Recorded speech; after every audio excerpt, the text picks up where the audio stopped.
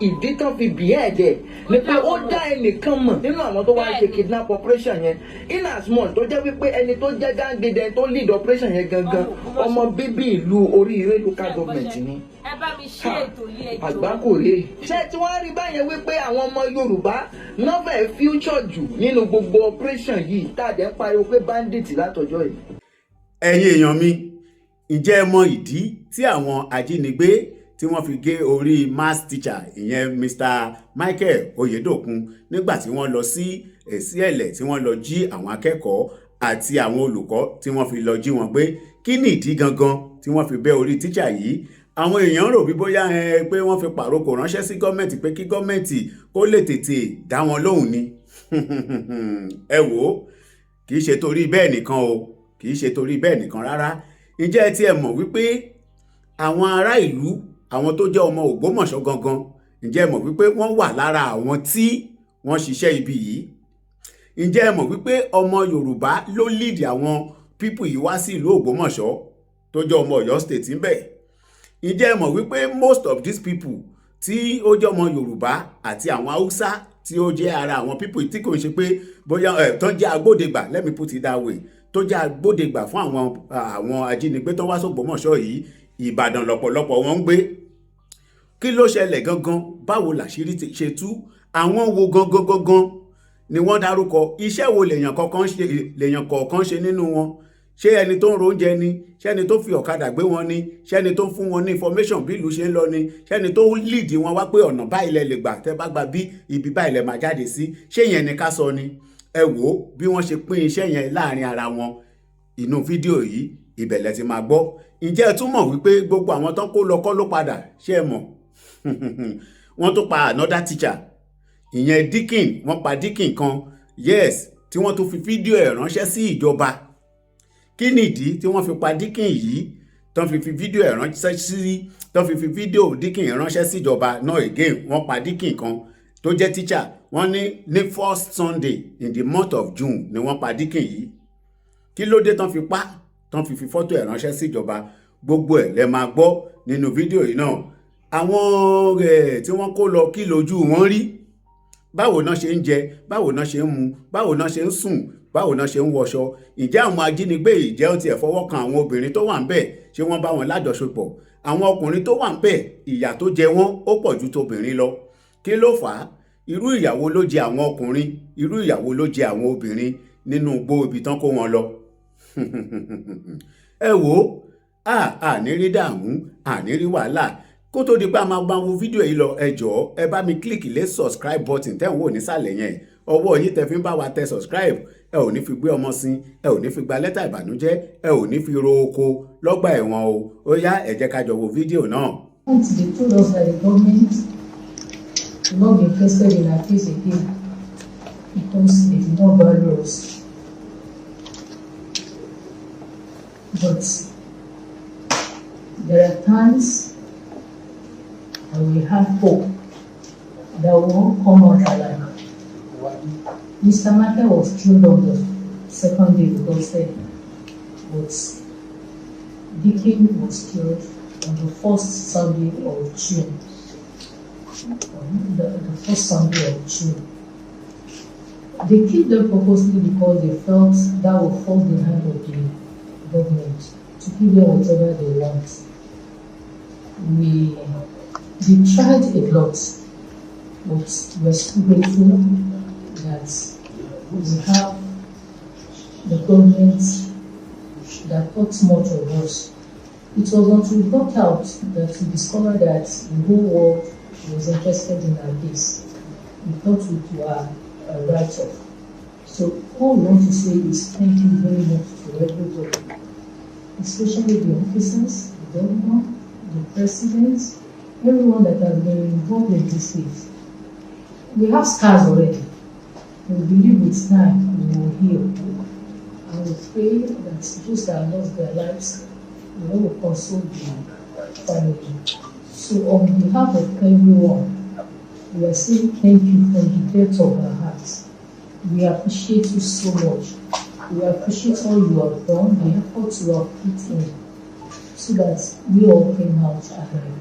Thank you so much. we will not continue to blow silver. Thank you very much.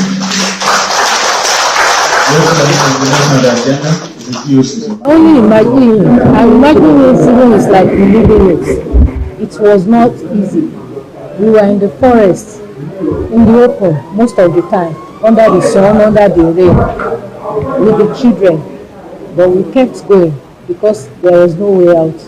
We knew it was God that could really help us. So that really helped us. And the fact that we believe that people are praying for us, that also helped us as well. And I cannot say it's not God because sometimes things we go through, you think that when you break down, that will be the end. Personally, I was not beaten, but some of the children were beaten. You know, children, some of them are quiet, some of them are loud. And what they hate most is noise, that it attracts attention. So the youngest of them, maybe the two, Waliya and Salam, they were the one that took the rest of the beating. They would close their mouth, tie it with cloth, and beat them very well. Then the men, they had it worse than us because they were blindfolded, handcuffed, and chained on the leg. All of them until they remained two. Sexual molestation, no. I want to see my husband. When I get home, I can think of any other thing. But definitely, it has to be something that will do for me. We sat them up. When we started, the first week, we were bringing biscuits for them, maybe to make them comfortable. But along the line, that stopped. Then we had to move from one point to another. And that was a major problem we had. When the place is discovered, we have to move. And that starts around 7, 8 in the night. Sometimes we walk 3, 4 hours. That is most of the bruises you see on our body. The children? Yes. They carry the last 3, Salam, Waliyat, and Testimony. The girls, like the secondary school girls, they carry the fear. The other ones, they have to walk. They fall sometimes, a lot. When we were taken, my car was used to convey us to a point. That was where we met the primary pupils and the teacher. So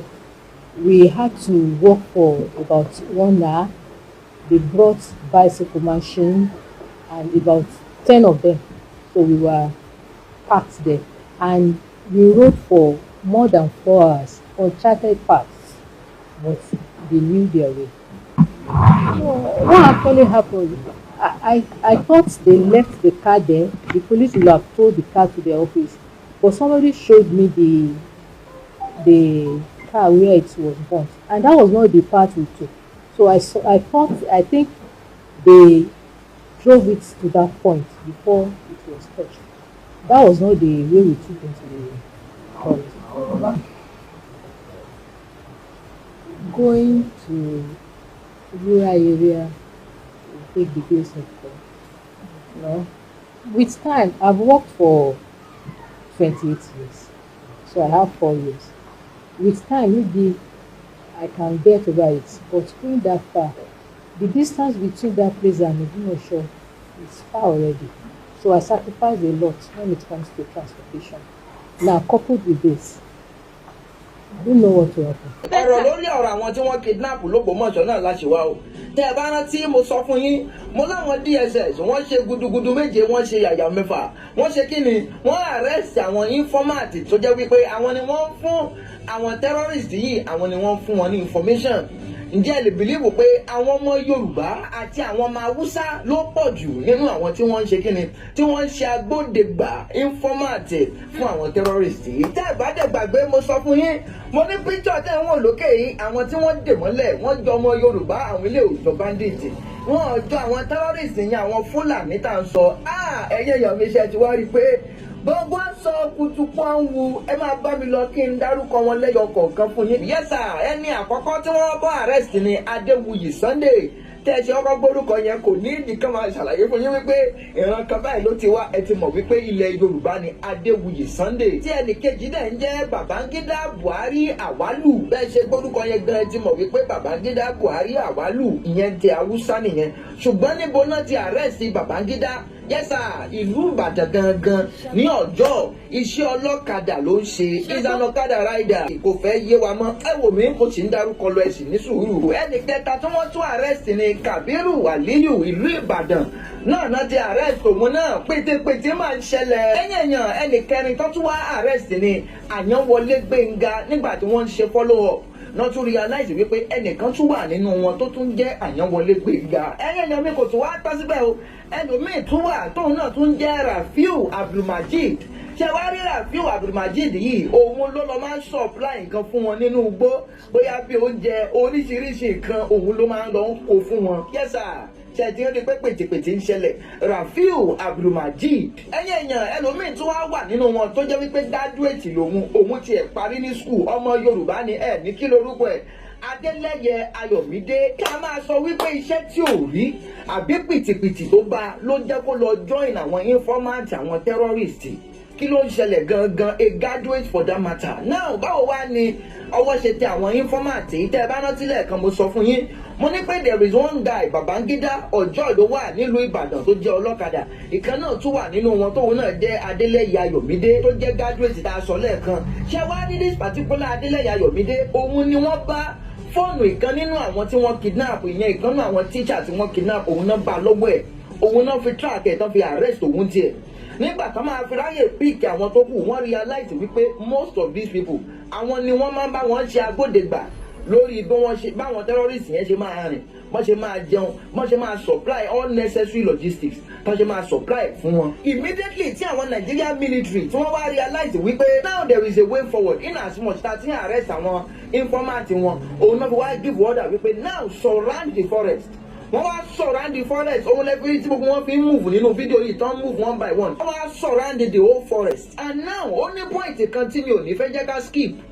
ẹni tó jẹ́ gang leader operation yẹn gangan ìyẹn àwọn tí wọ́n lọ kidnap àwọn èèyàn ní Oríire local government wọ́n ní ọmọ bíbí ìlú Ògbómọ̀ṣọ́ ní Oríire local government gangan ni tó mọ in and out tó bí ìlú yẹn ṣe jẹ́ and now ẹ̀yin èèyàn ó tún wá ní nǹkan tí mo gbọ́ wọ́n ní this particular man tí wọ́n behead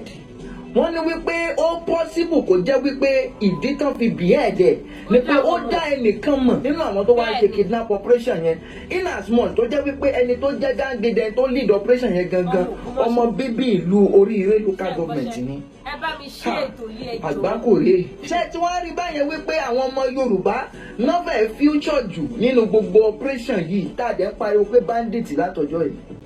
àgbákànrè o sincerely lẹ́yìn ìgbà tí àwọn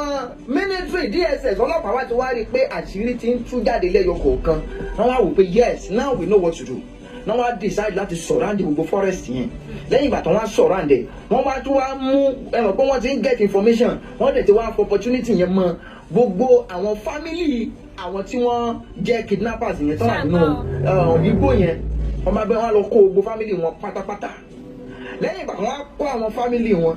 wọ́n wá ṣẹ̀ṣẹ̀ wá sọ wípé now ṣé ẹ fẹ́ surrender ni àbí ká pa gbogbo àwọn family yín lẹ́yọ kọ̀ọ̀kan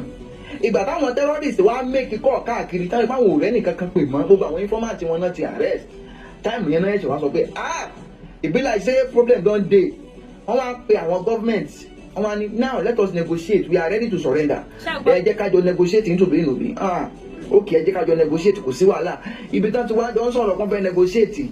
scope yẹn náà fi wá ráyè padà at the end tó fi wá ráyè arrest gbogbo wọn pátápátá so in one word what led to the rescue of these people it was because their informants were able to be arrested. tẹ́ bá máa wo gbogbo scenario yìí ẹ máa rí káwọn àwọn ọmọ Yorùbá future gan wọ́n ní wípé olè ò lè jalè kó nílé má mọ̀ sí olè ò lè jalè kẹ́nìkan má mọ̀ sínú ilé ẹ̀yin ọmọ Yorùbá yẹ́sà àṣírí ti tú báyìí wípé kò possible kí wọ́n invade Yorùbá land without the hand of Yorùbá people yẹ́sà pìtìpìtì ló máa bá anybody tó bá tún padà jẹ́ kí irú ilé ìṣẹ̀lẹ̀ Ṣàpọ̀nná apá ọ̀ dànù wo Ògún apá ọ̀ Ṣàngó apá ọ̀ gbogbo ìdílé yín ló máa pa wọn yes. ẹ̀yin èèyàn ẹ wo iléeṣẹ́ ológun wọ́n ti gbé àwọn videos àti àwọn pictures kọ̀ọ̀kan wọ́n ti gbé wọn síta báyìí. Kí ló fà á ni wípé ẹ̀yin èèyàn àwọn kọ́ńdẹ̀ sọ pé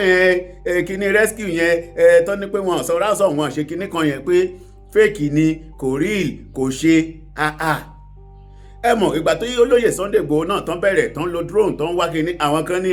ó ń ṣe content ni ó ń ṣe kíní kan torí bẹ́ẹ̀ nírú àwọn videos tí mo ṣe lọ́wọ́ yìí ló ṣe wà. So nínú videos tẹ́ fẹ́ wò yìí a máa fi àwọn pictures àtàwọn videos bí àwọn ológun kẹ́ lè rí bọ́n ṣe lo fighter jet tó ń lo helicopter tó ń lo missile tó ń lo oríṣiríṣi tó ń lo ìbọn tó ń lo kí náà pé machine gun gbogbo ẹ̀ pátápátá bọ́n ṣe surround ibẹ̀ yẹn bọ́n ṣe spot wọn attack báwo náà ṣe launch attack lórí àwọn ẹni yìí tó fi jẹ́ pé àwọn tó fẹ́ sá lọ wọ́n fún wọn ní bájínátù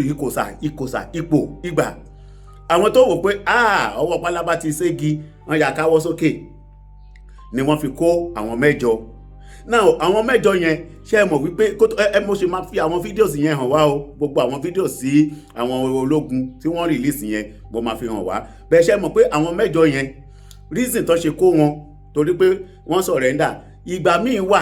iléeṣẹ́ ológun ti fi tó wa létí pé ìgbà míì wà irú àwọn mẹ́jọ tán kó yẹn wọ́n lè má jẹ́ ara àwọn ẹni yìí gangan o ó lè jẹ́ lára àwọn tí wọ́n jí gbé.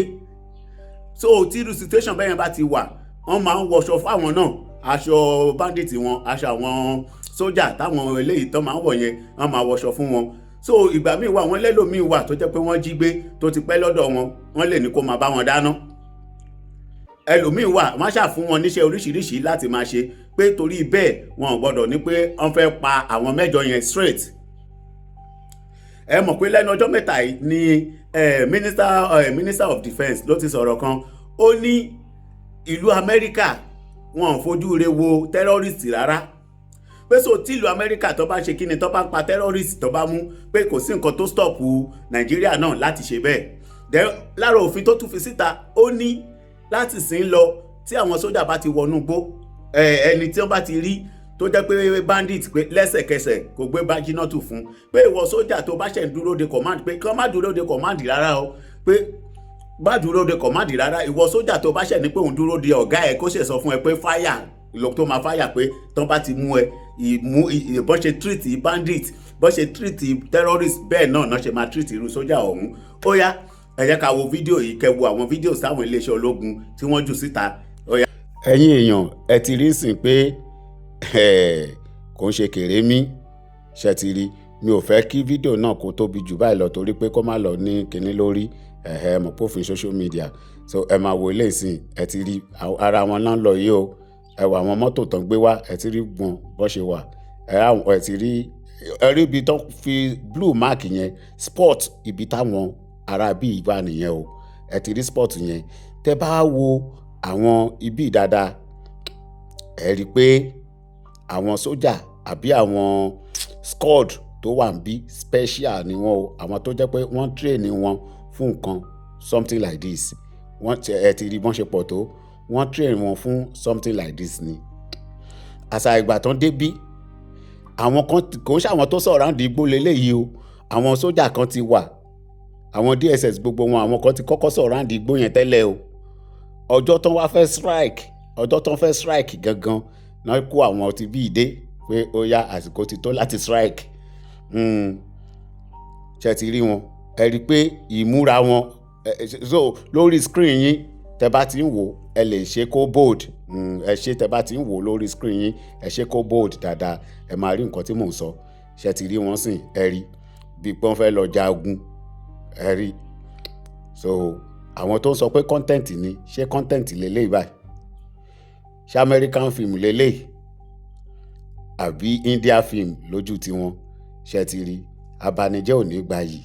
àwọn kan ní irọ́ náà ń pa kò rí ẹ ti rí àwọn sójà yẹn ṣe ti rí ẹ rí pé àwọn tó ń train specially bóyá bíi tó ń train ní Israel tó ń train ní Russia tàbí bíi US àwọn lélẹ́yìí kò ń ṣe just anyhow kìíní ló lọ o àwọn tó ń select wọn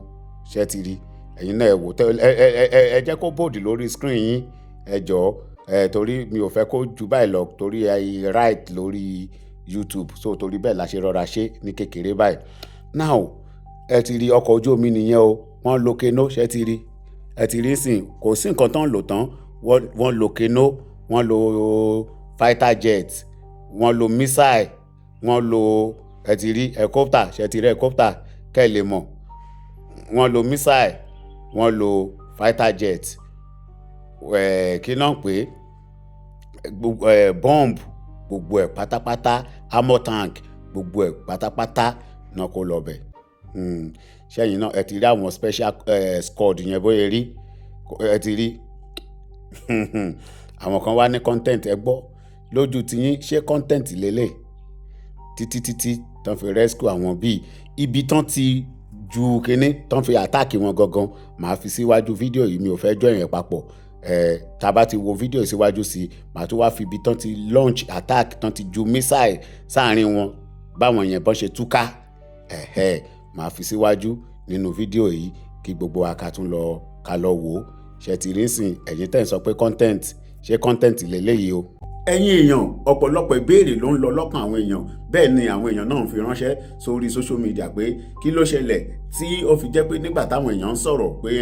adúpẹ́ lọ́wọ́ DSS adúpẹ́ lọ́wọ́ Nigerian Army Àmọ̀tẹ́kùn pé kí ló dé tí wọ́n dárúkọ ẹ̀rù ẹkùn pé ṣé olóyè Sunday Igboho ṣé kò bá wọn lọ ni, ṣé òun náà ò sí lára rescue team tí ó lọ síbi tí wọ́n ti lọ rescue àwọn ọmọ yẹn. Gbogbo ẹ̀ lẹ́ máa gbọ́ nínú fídíò yìí pátápátá. Nínú economics wọ́n pe kinní kan ní division of labour, ibi tíṣẹ́ olóyè Sunday Igboho dé nínú iṣẹ́ nínú nǹkan tó ṣẹlẹ̀ yìí gbogbo ẹ̀ náà lẹ máa gbọ́ nínú fídíò yìí. Ẹ má bínú ẹ jọ̀ọ́ kó tó di pa máa wo fídíò yìí lọ ẹ bá mi kílìkì lé subscribe button tó wà nísàlẹ̀ yẹn, ọwọ́ yín tẹ fi ń tẹ subscribe yẹn ẹ ò ní fi gbé ọmọ sí, ẹ ò ní fi gba lẹ́tà ìbànújẹ́. Ó yá ẹ jẹ́ ká wo fídíò yìí náà. lọ ní pé olóyè Sunday Igboho ti ṣiṣẹ́ tiwọn pẹ̀lú àwọn federal police, wọ́n ti lọ ṣe research, wọ́n ti rí bí gbogbo ẹ̀yẹn ṣe rí, wọ́n ti discover, wọ́n ti ní pé ibi iná wà. Ẹ rí i pé Bàbá Kọ́lá Olóòtú ṣe fídíò kan nígbà kan, wọ́n ní àwọn ọmọ yẹn ò pé ibi tán wà báyìí ò pé àwọn olóyè Sunday Igboho pé wọ́n ti rí wọn pé wọ́n ní wọ́n ti wà ní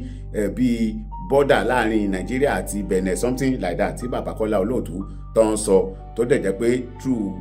olóyè Sunday Igboho náà ṣe ń get information yẹn. But a ṣe máa padà sí orí ọ̀rọ̀ olóyè Sunday Igboho, but nínú tẹ́ bá wo fídíò bí àwọn DSS àwọn Nigerian Army gbogbo àwọn tó jẹ́ security personnel tẹ́ bá wo fídíò bọ́n ṣe mú àwọn people ìbọn ṣe pa wọ́n, ẹ mọ̀ pé Nigerian Army pé wọ́n ń ṣiṣẹ́, àwọn DSS wọ́n ń ṣiṣẹ́, àwọn tó jẹ́ pé security kìíní ní Nàìjíríà wọ́n ń ṣiṣẹ́. Mo wá discover pé bóyá torí wọn rí order láti òkè ni tàbí kó jẹ́ pé láàárín wọn wọ́n rí àwọn tó jẹ́ pé saboteur tó jẹ́ abẹ̀yìnbọ̀bọ̀ jẹ́. Reason tí mo ṣe ń sọ bẹ́ẹ̀ ni wípé ẹ rí fídíò kan tó ṣẹlẹ̀ tí man tí ó kidnap sójà yẹn àti ìyàwó ẹ̀ ọ̀gá sójà ní ṣe Sokoto ni tó kidnap ọ̀gá sójà yẹn. Ó sọ̀rọ̀ kan ó ní wọn lè róhùn mú, ó ní kékeré ìdí tí wọ́n ṣe lè róhùn mú, ó ní gbogbo àwọn boys sójà yẹn pé kó tó di pọ́n dọ́dọ̀ òun ni òun ti mọ̀ pé because nínú àwọn sójà tó ń bọ̀ pé boys òun ló pọ̀ jù láàrin wọn, wọ́n ti máa ṣàlàyé fóun pé then irú àwọn yẹn wọn lè róhùn kan láwọn fẹ́ pa òun, that is one. So tẹ́ bá wo bí wọ́n ṣe mú àwọn eléyìí ẹ wo ọgbọ́n tí wọ́n dá nígbà tí àwọn sójà tí wọ́n bẹ̀rẹ̀ sí súnmọ́ àwọn people yìí, wọ́n mọ̀ pé àwọn sójà ti wà nítòsí làwọn náà bá fi ohùn ránṣẹ́ pé ẹ wà á rí pé ẹ ti súnmọ́ bí o, bẹ̀tẹ̀ bá súnmọ́ bí jù á ṣe kí ni a máa pa àwọn ọmọ yẹn àti tíṣà àwọn akàn máa wéèsì wọn dànù. Ó dáa kí ló wá ṣẹlẹ̀ àwọn DSS Ọlọ́run ó yẹ ká máa pàtẹ́wọ́ fún wọn làwọn náà bá wò pé ok kí náà lè ṣe. Ẹ rí i pé irú ibẹ̀ yẹn sìn ó ti kọjá àzìn kò ń ṣe nǹkan tí ìjọba lè ní pé ó yá olóyè Sunday Igboho ó yá lọ ṣe lé ìwá.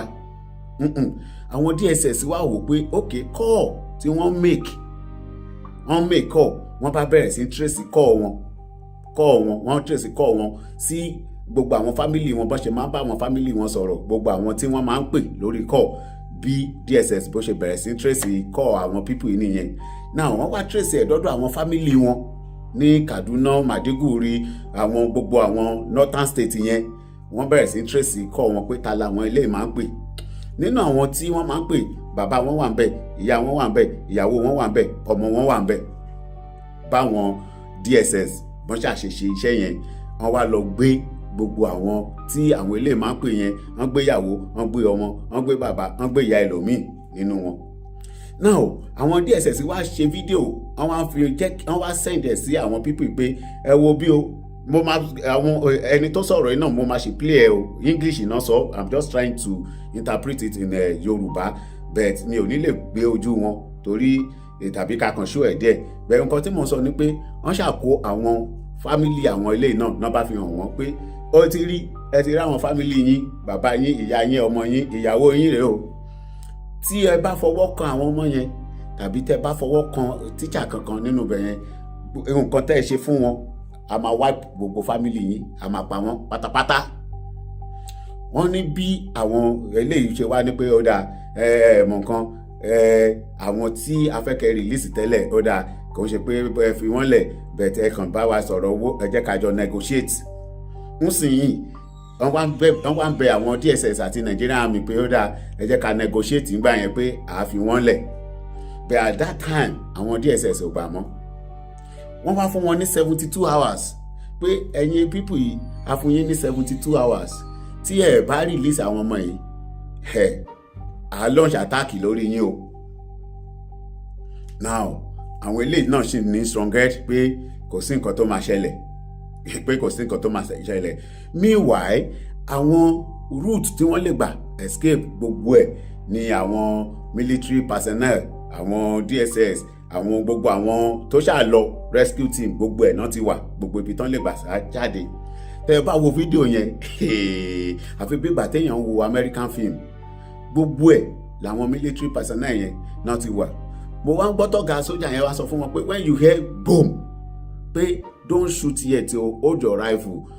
make sure pé ẹni tẹ́ fẹ́ pa gangan lẹ́ ń rí o, ẹ rí ẹni tẹ́ fẹ́ pa gangan kó tó di pé ẹ máa shoot o, pé ẹ rí ẹni tẹ́ fẹ́ pa, ó ní tẹ́ bá ti gbọ́ boom ẹ rí ẹni tẹ́ fẹ́ pa kó tó di pé ẹ shoot ẹ. Ẹ mọ reason tó dẹ̀ ṣe ń give order ni pé torí boom yẹn gbogbo máa scatter, àtàwọn tó fẹ́ pa o àtẹni tó fẹ́ pààyàn àti àwọn ajínigbé gbogbo wọn máa scatter sínú igbó. So tó bá kàn shoot gbàgbàgbàgbà pé èèyàn kan ló sá lọ yẹn, ó ṣeé ṣe kán pa lára àwọn tí wọ́n jí gbé. So ọ̀gá wọn fún wọn ní warning nínú fídíò tí mo wò, torí fídíò yẹn wà dáadáa, ó wà káàkiri lórí Telegram pé tẹ bá ti gbọ́ boom ẹ wojú ẹni tẹ fẹ́ pa dáadáa, ẹ rí pé ẹ rí ẹni yẹn kó tó di pé ẹ shoot ẹ. Now nígbà tí mo wo fídíò yẹn tẹ́kẹ́ lè mọ̀ pé ìjọba náà gbìyànjú, helicopter wà ń bẹ̀, drone wà ń bẹ̀, missile mi ò mọ àbí kí náà máa ń pè kí níyẹn tó jẹ́ pé ó máa jáde tó máa lọ fún tó máa lọ balẹ̀ bù sínú gbogbo ẹ̀ náà lò. Keno ó wà ń bẹ̀, machine gun ó wà ń bẹ̀, armor tank ó wà ń bẹ̀, gbogbo ẹ̀ náà kó lọ sínú igbó yìí, gbogbo ẹ̀ pátápátá náà kó lọ sínú igbó. Helicopter ó wà ń bẹ̀ tí gbogbo ẹ̀ ń lọ bí war film. So nígbà tí wọ́n ti sọ fún wọn pé a fún yín ní 72 hours kẹfì release àwọn people yìí, àwọn ajínigbé wá wò pé ok ẹ jẹ́ ká fà àwọn eléyìí guide ara. Tá a bá ń wo fíìmù ẹ máa ń rántí pé tí àwọn tó bá jíyàn gbé tí wọ́n máa múyàn pé ó yá ìwọ pé tó bá shoot èmi náà máa pa eléyìí. So àwọn fi àwọn tó ń jí gbé wọ́n wá fi wọ́n guide ara wọn pé wọn ò ní lè ṣe anything. But meanwhile ẹ rí i pé nínú àwọn fídíò tí mo ti máa ń ṣe tẹ́lẹ̀ máa sọ̀rọ̀ nípa drone, pé wọ́n máa ń fi drone launch missile. Tó bá launch missile wọn ò jù sí most especially tó bá ti jẹ́ pé captive wà láàrin wọn, pé àwọn tó ń jí gbé wà láàrin wọn, wọn ò ní ju bọ́ǹbù yẹn gangan sí orí wọn, no, tòsí láràndì wọn gbàgbàgbàgbà wọn máa jùlẹ̀. Àtẹni tó ń jí gbé àtẹni tó jíyàn gbé gbogbo wọn wá scatter sínú igbó bí àwọn security personnel Nàìjíríà pòpòpòpò wọ́n yẹ bẹ̀rẹ̀ sí ń pa àwọn eléyìí nìyẹn o. Wípé àwọn náà gbébọn tiwọn, tẹ bá rí ìbọn máa ṣó ẹ máa rí àwọn ìbọn wọn, àwọn náà níbọn lóríṣiríṣi, wọ́n ní mísáì tiwọn, wọ́n ní gbogbo ẹ̀, wọ́n ní weapon. Nǹkan tó ń fún wọn ní kinní nìyẹn pé àwa náà dúró déédéé, àwa náà ní weapon, àwa náà ní oríṣiríṣi, pé kí lẹ fẹ́ kó wá bí táwa ò ní. Gbogbo nǹkan tó ń ṣe wọ́n nìyẹn, wọ́n ti gbà pé ìjọba amúnimógún ni. So helicopter lọ, drone lọ, wọ́n launch missile sáàrin wọn kó. So as they are trying to escape, bí wọ́n ṣe ń gbé fún àwọn wèrè yìí nìyẹn o, tó ń gbé fún wọn. Ní lè show kíní fídíò yẹn torí pé ó máa against kíní lórí bíbá, so ní lè show ẹ̀, bẹ́ẹ̀ tí a bá lọ sórí Telegram ẹ kàn kọ síbẹ̀ pé rescue Ọ̀yọ́ kìíní ẹ máa ráwọn videos lóríṣiríṣi lórí Telegram ẹ máa rí bẹ́ẹ̀ tí àwọn èèyàn ti post lọ gbogbo bọ́n ṣe carry out operation yẹn gbogbo ẹ̀ pátápátá ló wà lórí kìíní. Now ibi tèmi wá ń lọ leléyìí so ìjọba tiẹ̀ ní agbára láti mú àwọn people yìí ok tó bá rí bẹ́ẹ̀ nǹkan kan ṣì máa ń jọ mí lójú definitely nǹkan tó mú DSS tán fi lè trace family àwọn ẹni yìí tán fi lè trace family wọn lọ sí àwọn ìlú táwọn family wọn wà àwọn ọmọ tó máa tán ṣe program lórí TikTok lórí Facebook tó máa ń show ara wọn tó ń show ojú ara wọn lóríṣiríṣi yẹn definitely DSS lè mú wọn ìjọba lè mú wọn why tí wọn ti gbégbèsè lórí irú àwọn yẹn why tí wọn ti gbégbèsè nǹkan tèmi ṣì ń wò nìyẹn nǹkan tó because DSS ibi tí mo ti mọ̀ pé DSS lágbára ọjọ́ kan wọ́n invite ọ̀rẹ́ mi kan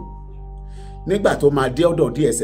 DSS gbé fọ́tò ẹ̀ jáde wọ́n sọ gbogbo school tó lọ fún primary school secondary school university lecturer lẹ́ni yẹn wọ́n sọ school tó ti ń lecture wọ́n dárúkọ ìyàwó ẹ̀ ní school tó jẹ́ teacher wọ́n dárúkọ ìyàwó ẹ̀ wọ́n dárúkọ àwọn ọmọ ẹ̀ mẹ́tẹ̀ẹ̀ta wọ́n dárúkọ ibi tí ìyàwó ẹ̀ ti ń ṣiṣẹ́ everything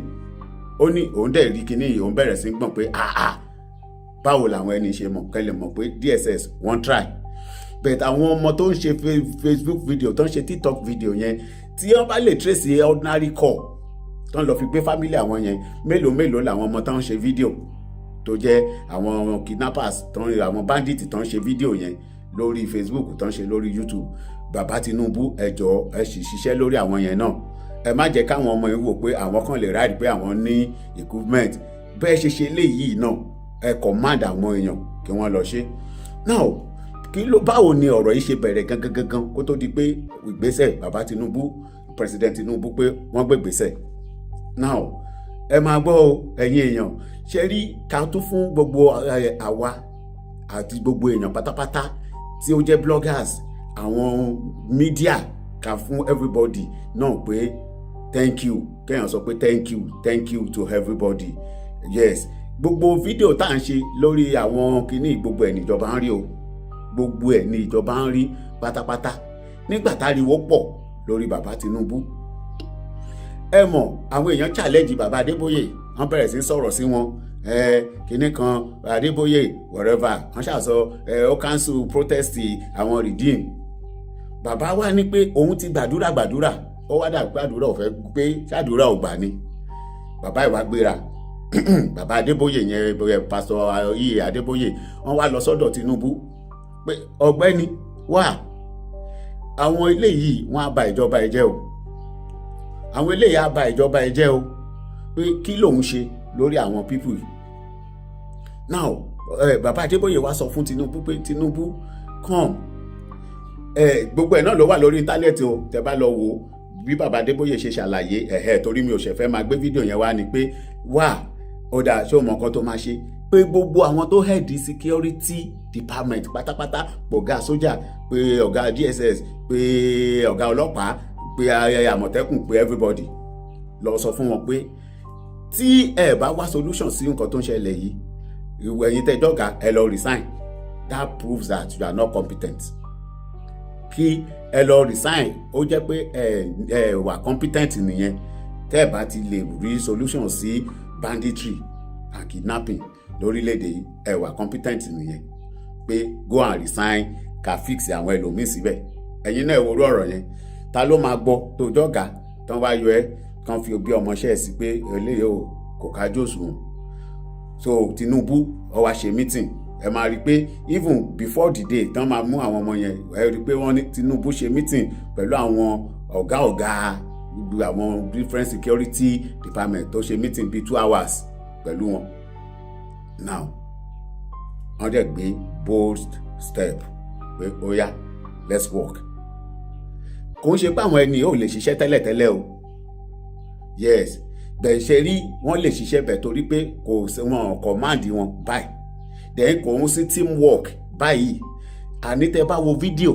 tí wọ́n fi rescue àwọn ọmọ yẹn tó bá jẹ́ pé wọ́n lo irú strategy láyé Chibok àwọn bandit ò ní wá sí Nàìjíríà mọ́ tó bá jẹ́ strategy tí wọ́n lò láti fi rescue àwọn ti Ọ̀yọ́ yìí òun náà lò ní ayé Chibok Chibok girls kò ní sí bandit wọn ò ní dúró sẹ̀ ẹ lọ sí Instagram ẹ lọ béèrè kí náà pé Telegram ẹ lọ sórí Telegram ẹ kàn kọ síbẹ̀ pé Ọ̀yọ́ rescue team like that ẹ kàn lọ kọ kẹ lọ wo àwọn videos àwọn táwọn sójà pa wọ́n pọ̀ bàjẹ́ kò ń ṣe wọ́n kàn pọ̀ bẹ́ẹ̀ kò ṣe máa show lórí bíbà wọ́n pọ̀ strategy tó ń lò wọ́n lo helicopter wọ́n launch missile wọ́n lo keno wọ́n lo armor tank wọ́n ṣá bomb gbogbo ẹ̀ náà kó lọ tó bá jẹ́ irú àtáàkì náà fi ṣe Chibok ní táìmù yẹn ni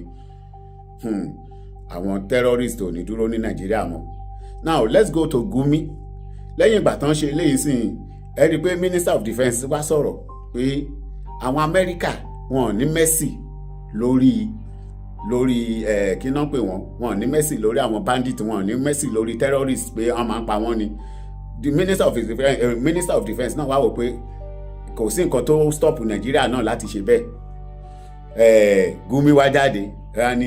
kò dáa kán máa pa terrorist tó bá ti repent pé Quran ò fọwọ́ sí pé òfin àgbáyé ò fọwọ́ sí kán máa pa terrorist tó bá ti repent. Látọjọ́ wo ni Tinubu ti sọ fún wọn bíi 2-3 months ago pé you people should stop tẹ́ ẹ bá stop we will wipe you go and stop. Gumi ò ráyè kò sọ fáwọn ọmọ yẹn ní táìmù yẹn pé ẹ lọ stop o nígbà tí president ti ń sọ̀rọ̀ pé we give you 3 months we give you 3 months gbogbo gbà yẹn bàbá Adébóyè ti sọ fún Tinubu pé wá give these people ṣe 90 days bàbá Adébóyè sọ fún Tinubu fún àwọn ní 90 days pé tán bá ti after that 90 days kò bẹ̀rẹ̀ sí ń ṣe kíni kò bẹ̀rẹ̀ sí ń fáyà wọn Tinubu dẹ̀ ṣe bẹ́ẹ̀ lóòótọ́ so adúpẹ́ lọ́wọ́ Ọlọ́run lẹ́ẹ̀kan sí congratulations shout out to you Nigerian Army DSS Àmọ̀tẹ́kùn and other intelligence group àbí military group tí I might not know but I know that you are many tí ẹ ṣiṣẹ́ Ọlọ́run á máa wà pẹ̀lú yín o àtilé àtọ̀nà yín àtàwọn ọmọ yín Ọlọ́run á máa dáàbò bò wọ́n ẹni bógun lọ ẹni kú sí ojú ogun o. Thanks so much Baba Tinubu, God bless you too, God bless you. Baba Adébóyè, God bless you. Gbogbo ẹ̀yin àfáà ẹ̀yin pastor ẹ̀yin imam tẹ parapọ̀ náà tẹ́ ń fi àdúrà ran àwọn tó lọ gba àwọn ọmọ ilẹ̀ lọ́wọ́ God bless you all. Torí pé kò ń ṣiṣẹ́ èèyàn kan all the bloggers all the media houses tó jẹ́ pé ẹ̀ dákẹ́ ẹ̀ ń pariwo lọ́sàn-án lóru pé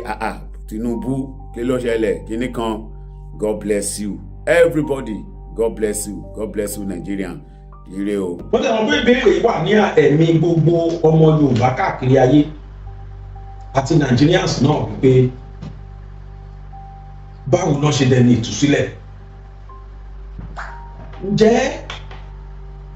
ìjọba sanwó ọ̀yànà káàpẹ̀ ní ransom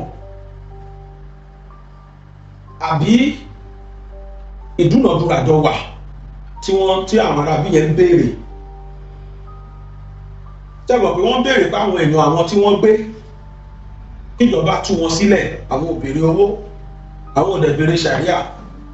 pé àwọn èèyàn wọn tó jí gbé kíjọba tú wọn sílẹ̀ ṣé ìjọba wá tú wọn sílẹ̀ làwọn náà fi fa àwọn ọmọ yẹn sílẹ̀ ni.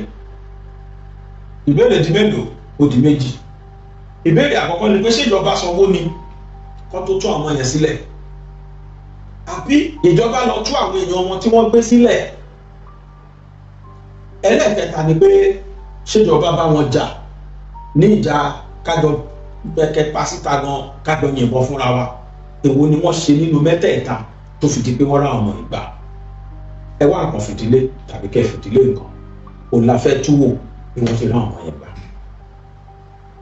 Ẹnìkan wà tó jọ́gà DSS nígbà kan rí tó ti rìtáyà. Wọ́n gba ọkùnrin yẹn lálejò gbogbo nǹkan tó ń ṣẹlẹ̀ pátá ní DSS mọ̀ ọ́n pa ẹ̀. Gbogbo nǹkan tó dẹ̀ ṣẹlẹ̀ pátápátá ní National Security Advisers Office NSA ọ́fíìsì yẹn ni wọ́n mọ̀ ọ́n pa ẹ̀. Gbogbo nǹkan tó ń ṣẹlẹ̀ pátápátá ní àwọn ọkọ̀ ológun wa mẹ́rẹ̀ẹ̀rin ni wọ́n mọ̀ ń pa ẹ̀. I mean Air Force, Police, Army and Navy. Àwọn mẹ́rẹ̀ẹ̀rin yẹn mọ̀ ń pa ẹ̀. Gbogbo tó ń ṣẹlẹ̀ pátápátá lórí bọ́ọ̀lù fẹ́ gba ọmọ yẹn sílẹ̀ ní àwọn ẹ̀ṣọ́ aláàbò tabẹ́lé pàápàá tá a mọ̀ sí paramilitary tí wọn kì í ṣe full force bíi civil defence àwọn yẹn náà mọ̀ nípa ẹ̀. Bákan náà ni pé àwọn ẹ̀ṣọ́ aláàbò ti àárín wa táwọn gómìnà dálẹ̀ àti tí individual dálẹ̀ tíjọba dẹ̀ gbòǹtẹ̀lù àwọn yẹn náà mọ̀ nípa ẹ̀ bíi Àmọ̀tẹ́kùn, vigilante group, Ìrú Ẹkùn, kí ló tó kù, so safe àtàwọn míì bẹ́ẹ̀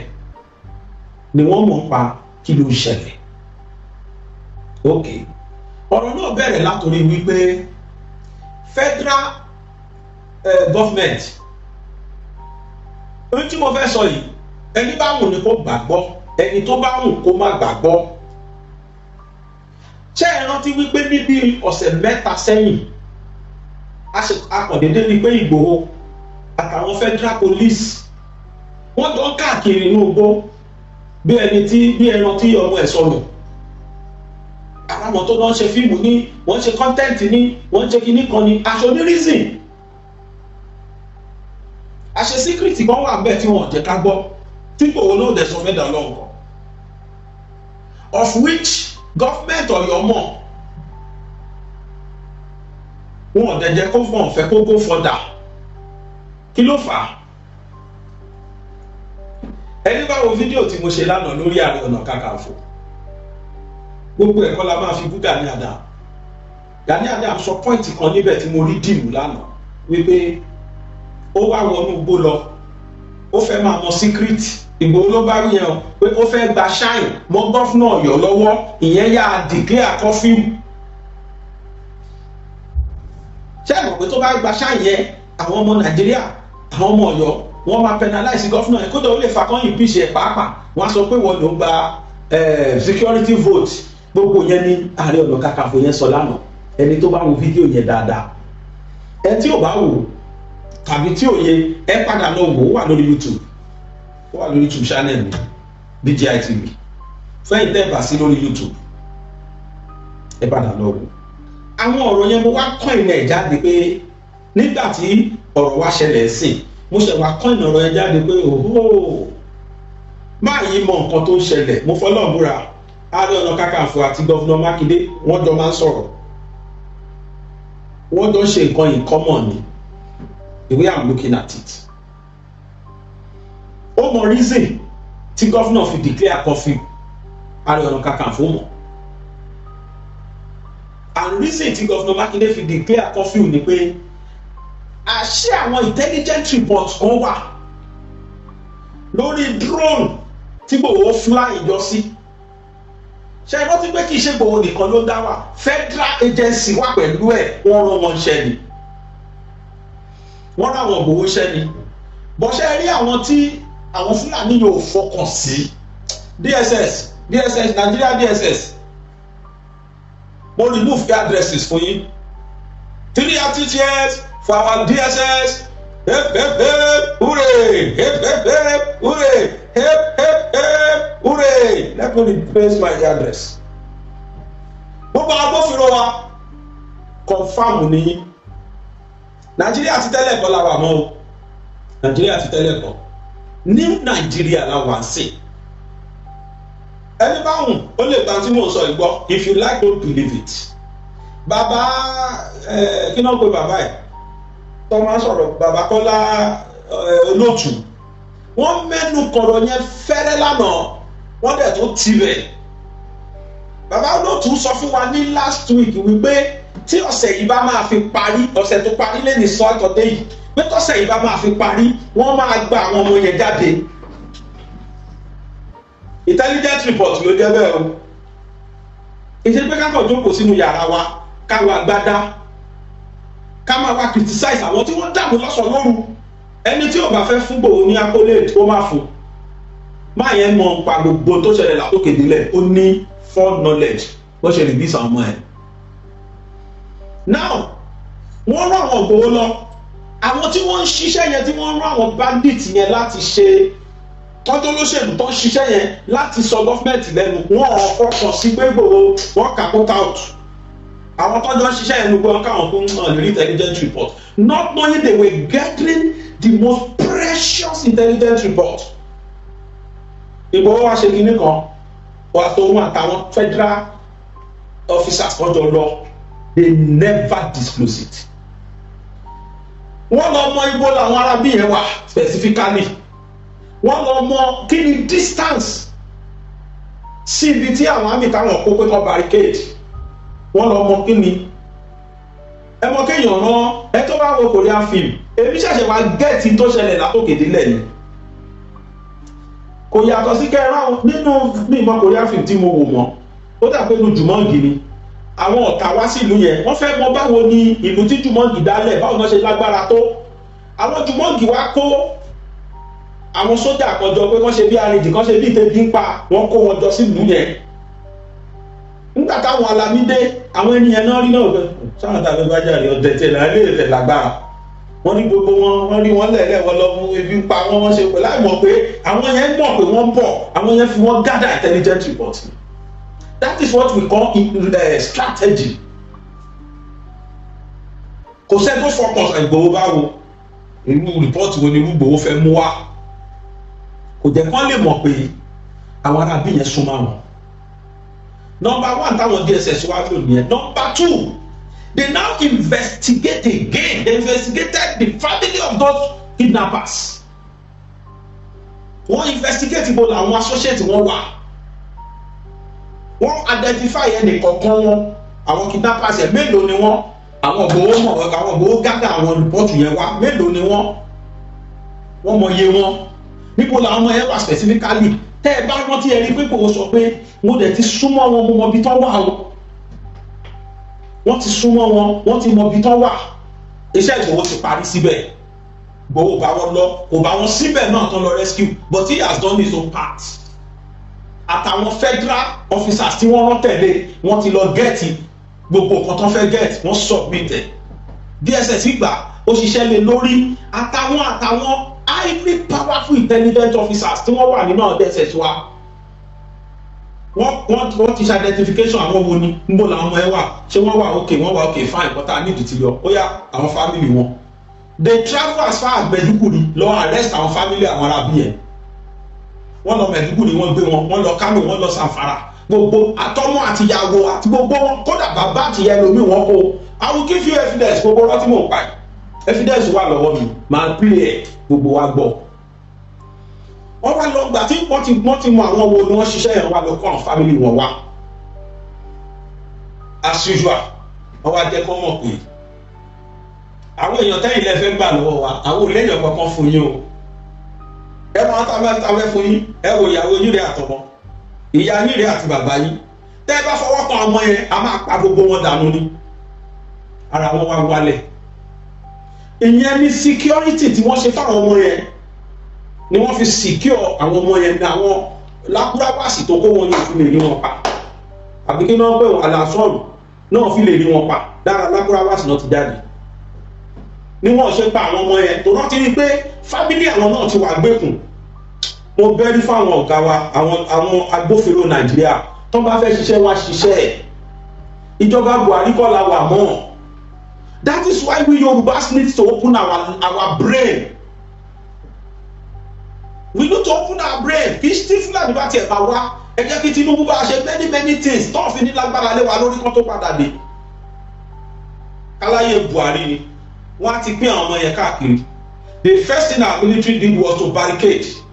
Ọmọ àtọ́rí pé bàtàn fáwọn Chibok girls wọ́n pín wọn kiri, ló ṣe difficult láti ní gbogbo wọn gbà pé till tomorrow gbogbo àwọn ilé ìṣìlábù nǹkan tó pariwo pé torí kò renounce Islam náà ṣe rí gbà. Ẹ lọ bèèrè lọ́wọ́ àwọn DSS tí tó fi rí gbà. Wọ́n ti pín ti náà, òun ní kọ́kọ́ tó sì kú ní gbó lọ́dọ̀ àwọn Fúlàní ẹ̀ tó ti pín káàkiri.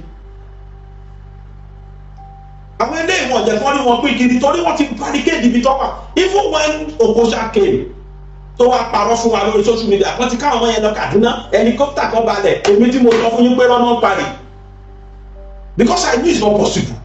Èmi ti ṣiṣẹ́ uniform rí. Tó bá rán àwọn èèyàn kan lọ pé kán lọ barricade ibì kan, you will not leave your beat unless you see a proper reliever. That is the law nínú iṣẹ́ security. Wọ́n ní kó bẹ́ẹ̀ yẹn àfi tó bá lẹ́ni tó ní kó wá replace àwọn. Ṣé wọ́n wá máa wò kí helicopter wá descend látòjú ọ̀run tó dẹ̀ máa pààkì àwọn ọmọ yẹn? Káwọn yẹn dẹ̀ máa sọ̀rọ̀.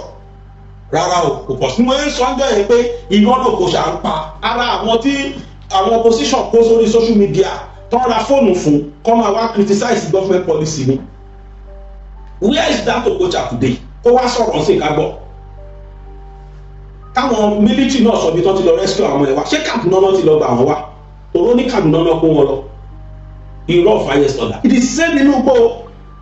Ọ̀yọ́ park tí wọ́n gbà yẹn náà wà tó ti lọ kó wọn wá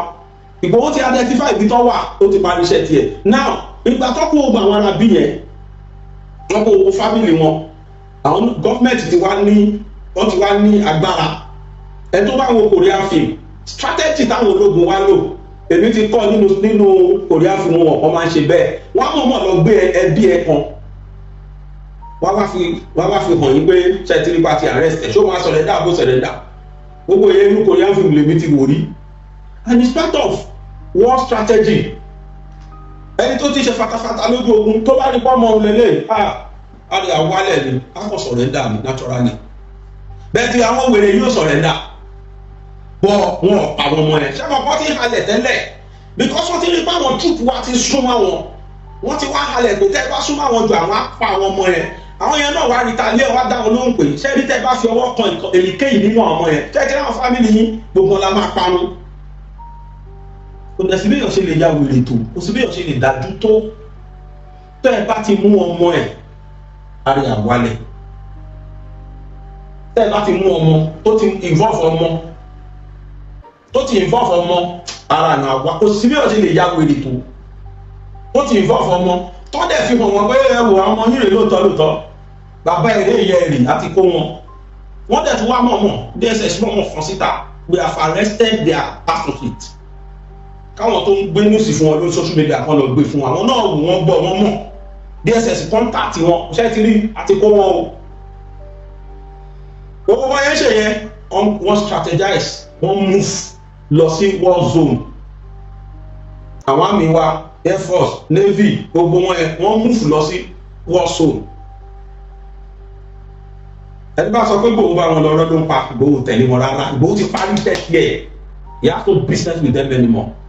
they now went there they went in wọ́n ti mọ specific place ibi táwọn arábí yẹn wà wọ́n move lọ síbẹ̀ wọ́n wá face ara wọn bomb battle wọ́n pa 9 tó dáa Nigerian troops pa 9 wọ́n neutralize 9 nínú àwọn Fúlàní yẹn wọ́n dẹ̀ kó 8 hand life by wọ́n kó wọn dání lọ fún ìjọba ní Àbújá